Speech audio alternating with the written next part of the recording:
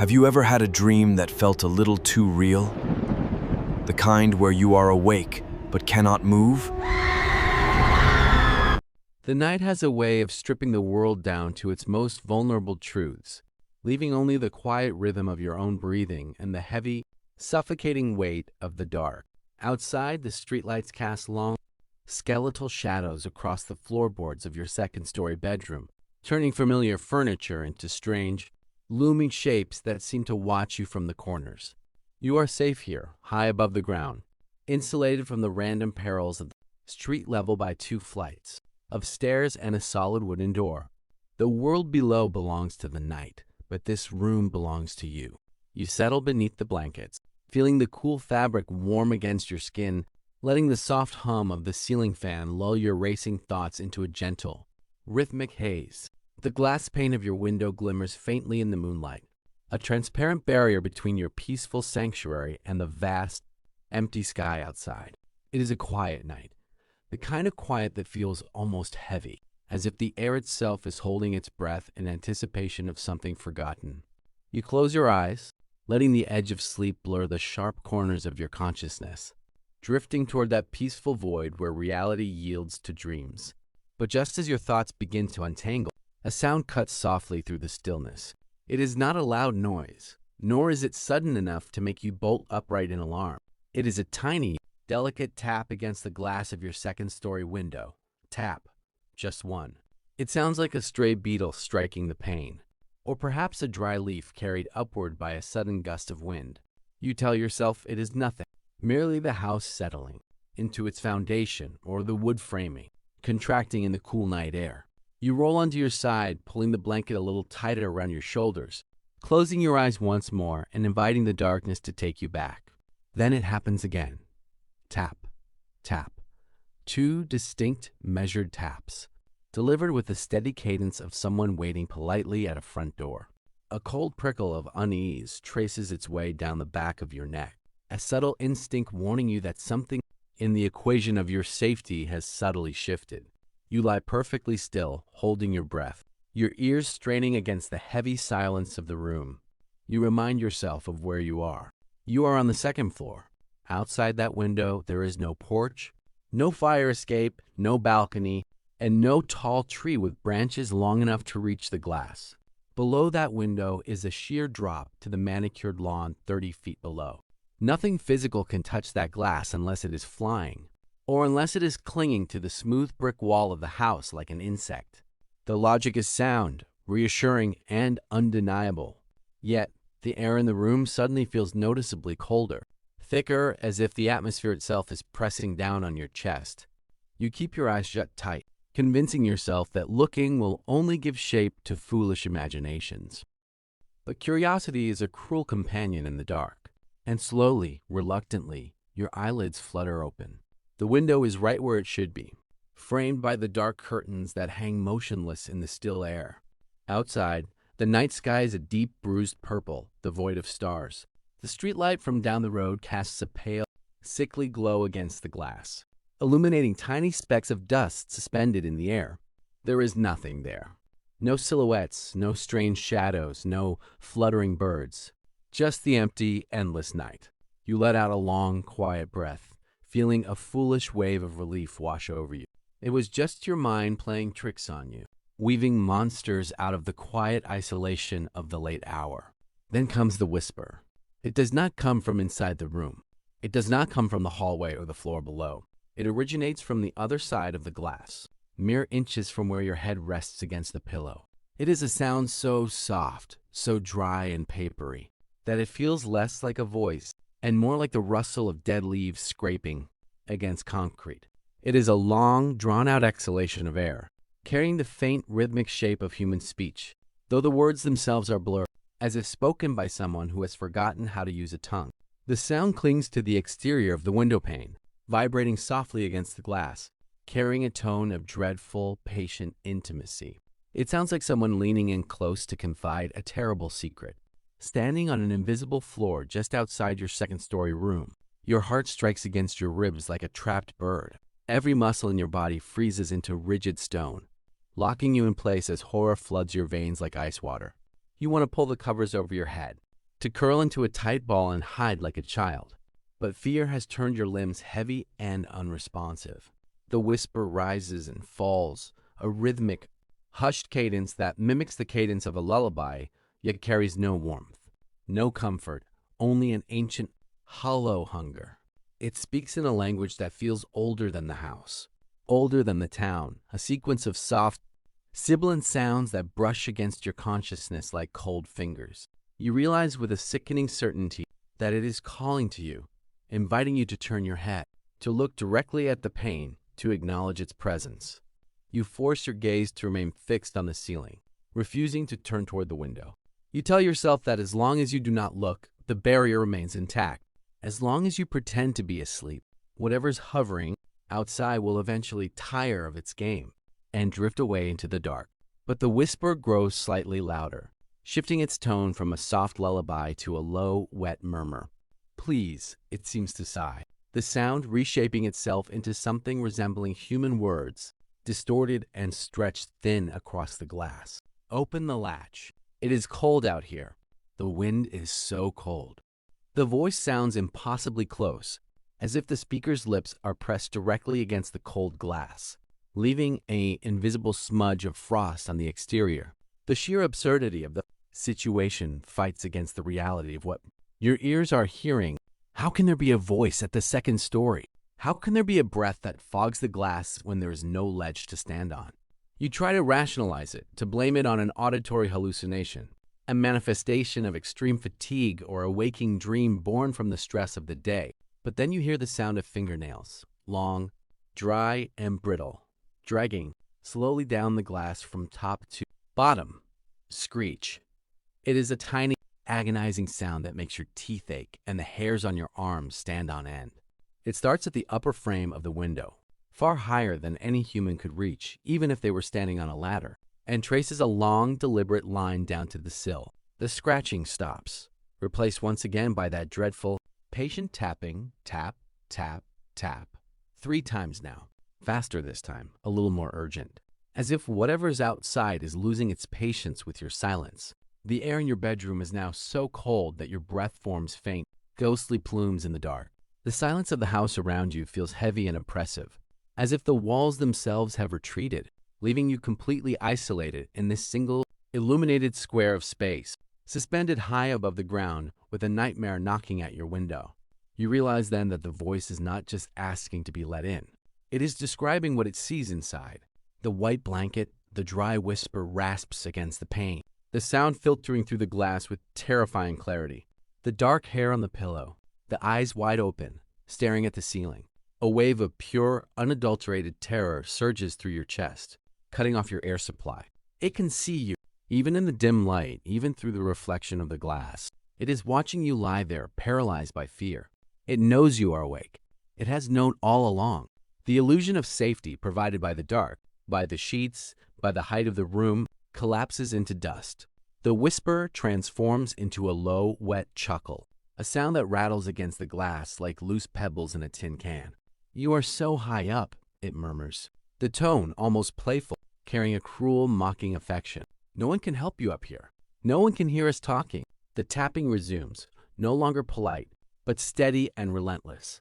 A rhythmic drumming of multiple hard points against the pane. Tap, tap, tap, tap. Sounds like dozens of long, slender fingers tapping a frantic rhythm against the glass. Surrounding the window from all sides, creeping around the edges of the frame like spider legs testing the strength of a web. Your mind screams at you to move, to leap from the bed, to rush out the door and run down the stairs into the night. Anywhere away from this room, away from that window. But your body remains locked in the grip of instinctual terror, convinced that any sudden movement will shatter the fragile illusion of your survival. You lie there, tears of absolute helpless dread welling in the corners of your eyes, tracking cold paths down your temples as you listen to the entity outside your second-story window. The tapping suddenly stops. The scratching ceases. The whispers die down into complete, absolute silence. For a few agonizing seconds, the night returns to its empty stillness. The ceiling fan continues its quiet turn. The shadows remain motionless on the floor, and the room feels strangely still. You allow yourself a single, trembling breath, wondering if the nightmare has finally ended, if whatever was out there has drifted back into the dark abyss from which it came. Then a soft, heavy weight thuds gently against the glass, followed by the sound of something cold and wet sliding slowly down the outside of the window pane.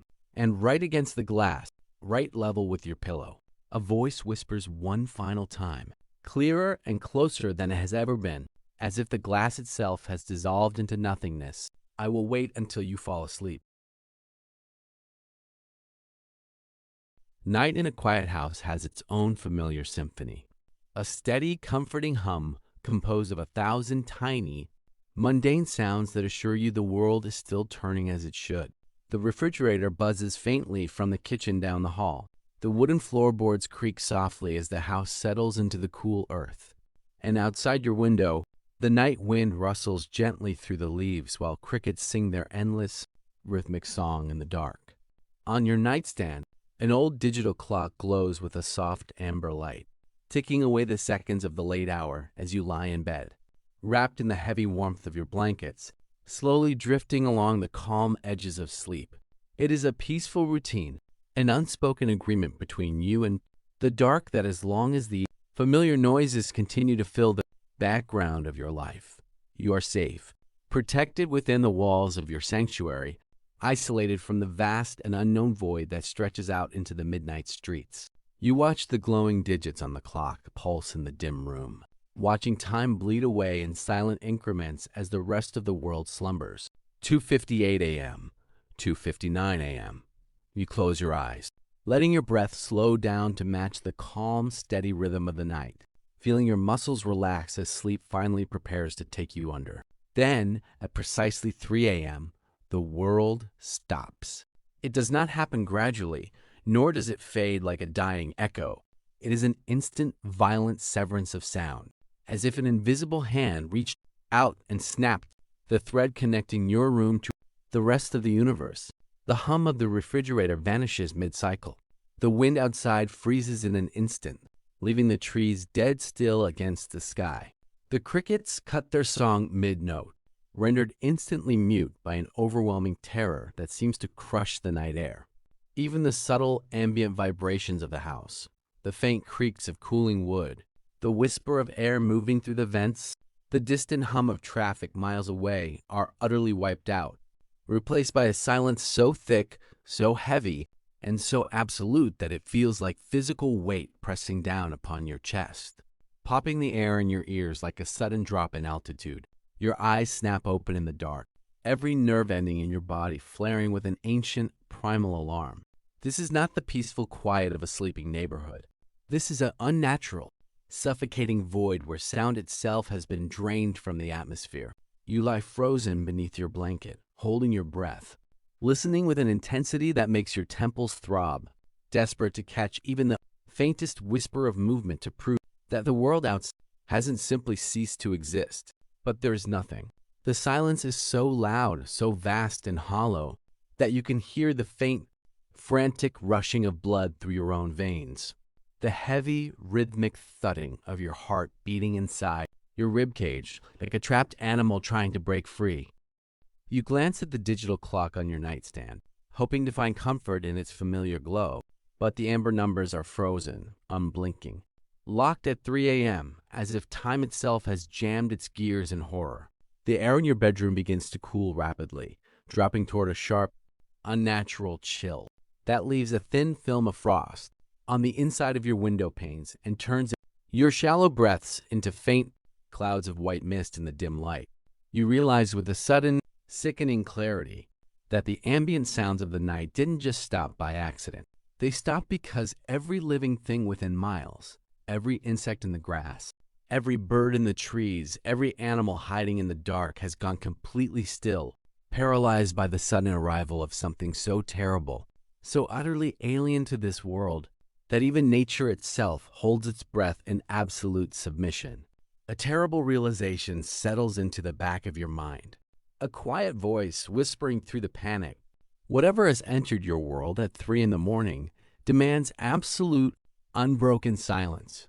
To make a sound now, to break the fragile, artificial stillness that covers the house, would be to wave a flag in the dark, inviting whatever's passing outside to notice you. You squeeze your eyes shut and force your body to remain utterly motionless, burying your face partially into the pillow, controlling the tremble in your jaw with every ounce of willpower you possess. You try to slow your racing heart, terrified that its rapid thumping might resonate through the wooden bed frame and ring out like a drum in this silent abyss. The seconds stretch into agonizing eternities, each moment expanding until time feels utterly meaningless, suspended in a cold, eternal stillness where only you and the waiting dark exist. Then, through the suffocating void, you hear it. It is a sound so soft, yet so stark against the unnatural silence that it sends a wave of pure glacial terror washing over your skin. Outside your house, out on the asphalt street, something is walking. It is not the sound of human footsteps, nor is it the light scurrying padding of an animal. It is a slow, heavy, dragging impact, a wet, deliberate thud, followed by the long, agonizing scrape of something sharp being dragged across the pavement. Thud, scrape, thud, scrape. The cadence is impossibly slow, spaced out by long, agonizing seconds of absolute stillness, as if whatever's moving out there is taking its time, enjoying the quiet terror it spreads with every single step. The dragging sound approaches the edge of your property, growing slowly louder as it moves off asphalt and onto the soft grass of your front lawn. Thud, rustle, thud, rustle. The weight of it seems immense, heavy enough to make the very ground beneath your house shudder faintly. Yet it moves with an eerie, graceful precision that feels entirely unnatural. It stops right outside your front porch. The silence returns for a long, unbearable moments, so intense that you can hear the tiny ice crystals forming along the edge of your window frame. You pray with every fiber of your being that it will keep moving, that it will cross your lawn and continue its slow, dreadful parade down the empty street into the night. But the universe offers no mercy in the hour of 3. Instead of moving away, you hear the soft, creaking groan of your front porch steps as something heavy steps onto the wooden planks, bearing down with a weight that makes the whole structure strain in protest. It is on your porch. It is standing mere feet from your front door, separated from the interior of your home by nothing more than a thin slab of wood and a brass lock. You press your lips together tightly, tears of pure dread spilling from the corners of your eyes, trailing cold paths across your cheeks as you fight the overwhelming urge to gasp for air. Your lungs burn for oxygen, but you refuse to let even the faintest whisper of a breath escape your lips. You remain locked in place, a statue of flesh and bone, pretending with all your might that the house is empty, that nobody lives here, that there is no living soul inside for it to find. The heavy step moves across the porch, slow and deliberate, coming to a halt directly in front of the door. And then a sound rises from the other side of the entry, a low, wet, rhythmic clicking sound, like dry bones rattling against each other in a cold wind, or 1,000 tiny insects snapping their mandibles together in unison. It is a sound of curiosity, an entity inspecting the barrier between itself and the life inside, testing the air for any sign of movement, any trace of a heartbeat, any tiny slip of sound that would betray a living presence. The clicking stops, replaced by a soft, agonizing pressure against the front door, as if something massive and soft is leaning its full weight against the wood, testing its strength, listening through the grain for the sound of breathing. The door frame creaks faintly under the strain, a tiny high-pitched whine of metal and timber that sounds like a gunshot in the absolute quiet of the house. You close your eyes tighter, your heart hammering against your ribs so hard it feels painful, every instinct screaming at you to leap from the bed, to run, to scream for help. But you know with absolute certainty that if you make a sound, if you so much as shift your weight on the mattress or let out a ragged sigh, the thin barrier will shatter in an instant. For 3 long, agonizing minutes that feel like centuries, the pressure remains against the door. The cold air in your bedroom grows even more intense, freezing the tears on your face, turning the room into an icy tomb where time stands completely still. Then, slowly, the heavy weight shifts away from the door. The floorboards of the porch creak once more as the entity turns around. The slow, dragging footsteps resume. moving off the wood and back onto the grass of the lawn, heading toward the side of your thud, rustle, thud, rustle. It moves along the outer wall, passing the living room, passing the hallway, creeping slowly toward the back of the house, toward the exterior, wall right outside your bedroom. You freeze, your mind short-circuiting, with sheer terror as the footsteps come to a stop directly beneath your bedroom window. The silence collapses back over the yard, thick and absolute once more. You can feel a presence standing just a few inches away through the thin glass and drywall, a massive, unholy shadow towering in the dark, listening to the frozen air of your room. A faint, papery slide sounds against the glass of your window pane, a long, pale shape pressing flat against the glass, peering into the dark interior, searching the shadows for the outline of a body under the covers. It stays there for an eternity, a cold, watchful sentinel, lingering in the dead hour, waiting for the slightest mistake. The tiniest twitch of a muscle, the softest gasp of air. You lie completely still, letting the darkness consume you, surrendering every thought, every movement, every breath to the silence, knowing that your survival depends on remaining as dead and quiet as the world around you. And as you lie there, suspended in the ice and dark of 3 a.m., a low, barely audible whisper filters through the glass, soft and dry as dust, echoing directly inside your head. I know you are holding your breath. There is a forgotten realm that exists entirely in the fragile borderland between waking life and sleep, a quiet, liminal space where the mind drifts like a feather upon a dark, endless ocean. In this twilight hour, your body grows heavy, sinking deep into the soft cotton of your mattress, while your consciousness slowly detaches from the physical world, floating upward toward the realm of dreams.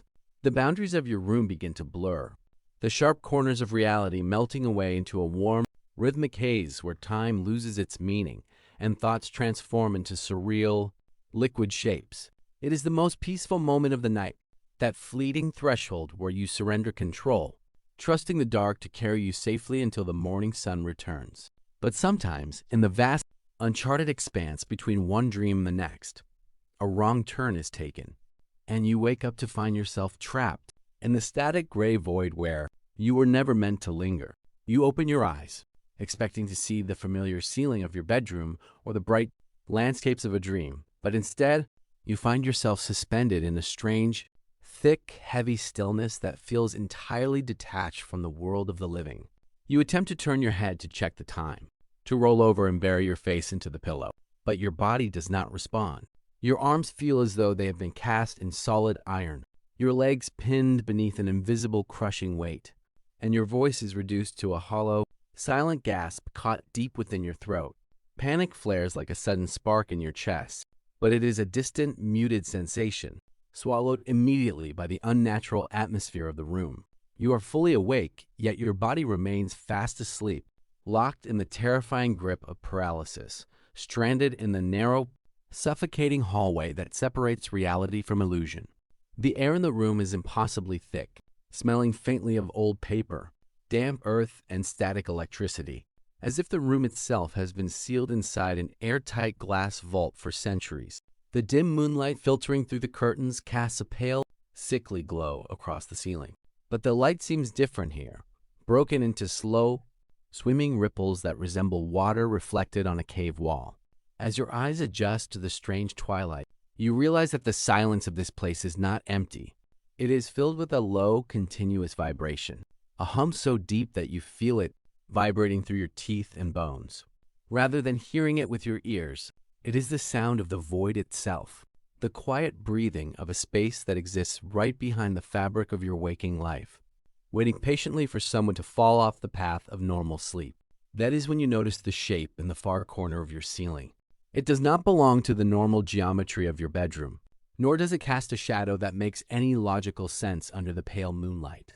It is a silhouette woven from a darkness so dense, so absolute, that it seems to cut a hole straight through the plaster and drywall into an infinite, starless abyss beyond. It hangs there inverted, clinging to the corner where the walls meet the ceiling, like a colossal, delicate spider folded upon itself in quiet contemplation. Its form is vaguely human, yet stretched impossibly thin, its limbs elongated and angular, ending in long, needle-like points that anchor it silently to the structure of the room. It does not move, it does not breathe, and it possesses no discernible eyes upon its featureless, oval head, yet you know with absolute, terrifying certainty that it is staring down at you with a focused, singular intensity. You try to blink, desperate to clear the illusion from your eyes, telling yourself that this is merely a trick of the light, a lingering fragment of a nightmare spilling over into your waking mind. You force your eyelids shut, holding them closed as you count the slow, agonizing beats of your racing heart, praying that when you open them again, the corner will be empty and the room will return to normal. You keep your eyes closed for 3 long seconds, taking comfort in the dark, before slowly fluttering your eyelids open once more. The entity has moved. It has not made a single sound, nor has it disturbed the dust motes suspended in the pale light, but it is no longer tucked neatly into the far corner. It has crept lower down the wall, its elongated limbs extending with a fluid, terrifying grace that defies every law of motion. It is now suspended directly above the foot of your bed, hanging upside down like a pendulum of dark thread, hovering just a few feet above your blanketed feet. The shape of its head is tilted slightly to the side, curious and patient, observing the rise and fall of your paralyzed chest like an artist studying an unfinished painting. A cold, agonizing dread washes over your mind, a realization far more terrifying than the physical paralysis keeping you bound to the bed. You realize that this entity does not exist in the physical world, nor does it live inside your dreams. It lives in the space between them, feeding upon the sharp, helpless awareness of those who wake up in the void. It cannot touch you while you are fully awake, nor can it reach you when you are deep in a dream.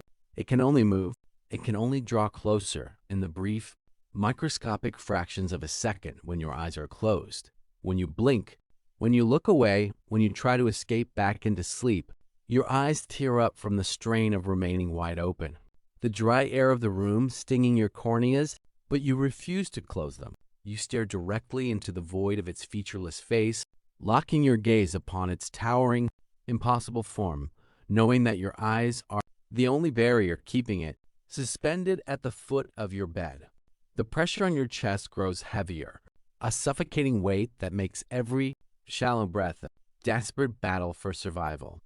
The low vibration in the air deepens, rising into a soft, sibilant whisper that echoes inside your skull, sounding like 1,000 dry leaves scraping across a frozen lake.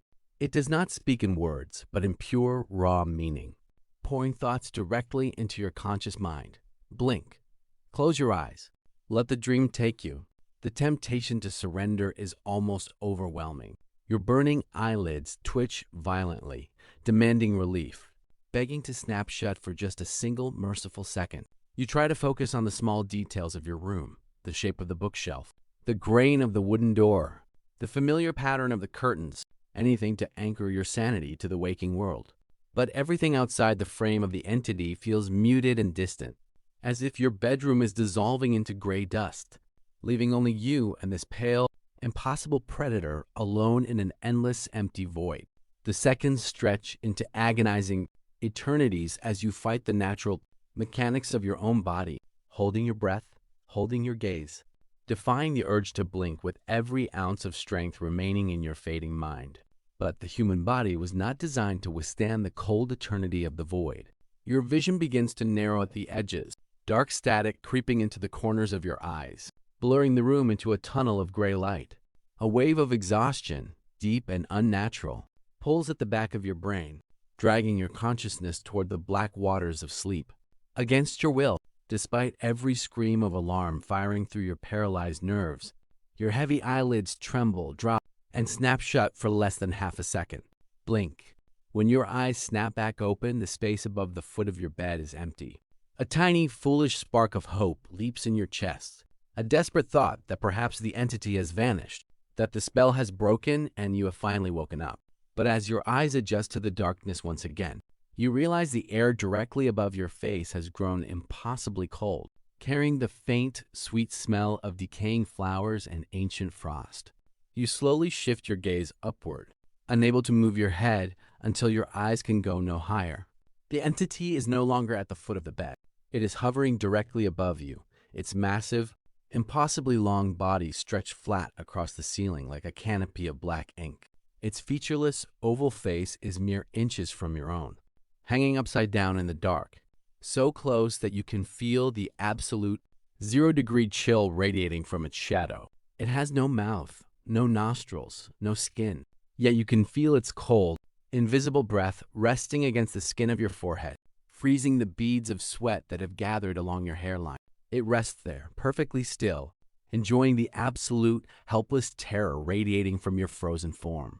It does not strike, it does not tear, it simply waits, knowing that it has already won. You are trapped in the space between two dreams, anchored to a body that will not wake, watching the darkness lean down to touch your face. The whisper inside your mind grows louder now, soft and sweet as a lullaby spoken by a mother to a dying child, vibrating through every nerve in your frozen spine. You do not have to fight anymore. Just close your eyes one last time, and let us enter the next dream together.